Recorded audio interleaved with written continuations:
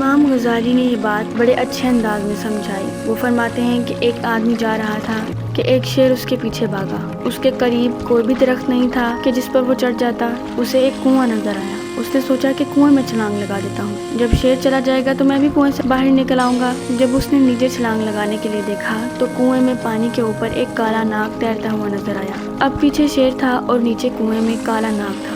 وہ اور زیادہ پریشان ہو کر سوچنے لگا کہ اب میں کیا کروں۔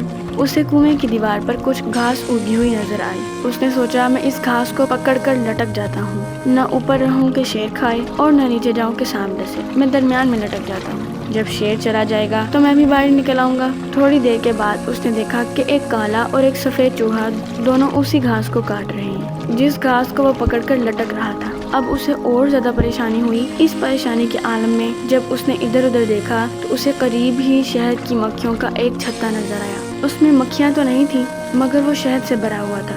یہ چھتا دیکھ کر اسے خیال آیا کہ ذرا دیکھوں تو صحیح اس میں کیسا شہد ہے۔ چنانچہ اس نے ایک ہاتھ سے گھاس کو پکڑا اور دوسرے ہاتھ کی انگلی پر جب شہد لگا کر چکھا تو اسے بڑا مزہ آیا۔ اب وہ اسے چاٹنے میں مشغول ہو گیا۔ نہ اسے شیر یاد رہا، نہ ناگ یاد رہا، اور نہ ہی اسے چوہے یاد رہے۔ سوچیں کہ اس کا کیا انجام ہوگا۔ یہ مثال دینے کے بعد امام غزالی رحمۃ اللہ علیہ فرماتے ہیں، اے دوست، تیری مثال اسی انسان کی سی ہے۔ ملک الموت شیر کی ماں نے تیرے پیچھے لگا ہوا ہے۔ قبر کا عذاب اس سانپ کی صورت میں تیرے انتظار میں ہے۔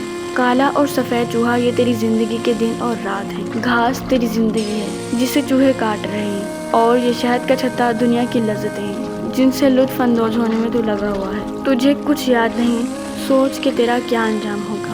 واقعی یہی بات ہے کہ انسان دنیا کی لذتوں میں پھنس کر اپنے رب کو ناراض کر لیتا ہے۔ کوئی کھانے پینے کی لذتوں میں پھنسا ہوا ہے اور کوئی اچھے عہدے اور شہرت کی لذتوں میں پھنسا ہوا ہے۔ یہی لذتیں انسان کو آخرت سے غافل کر دیتی ہیں۔ اس لیے جہاں ترک دنیا کا لفظ آئے اس سے مراد ترک لذات ہوگا۔